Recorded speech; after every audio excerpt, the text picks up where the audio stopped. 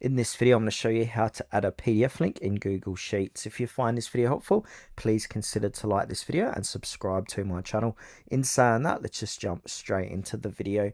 Okay, so if you want to add a PDF link in Google Sheets, there's a few different ways to do it depending on where your PDF is stored.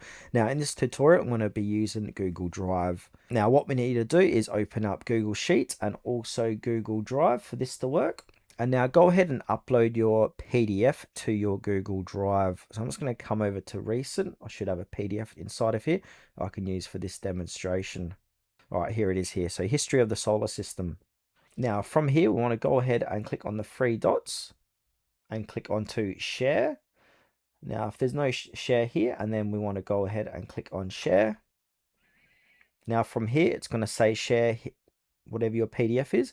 Now I want to change this to restricted to anyone with the link, and then I want to copy that link.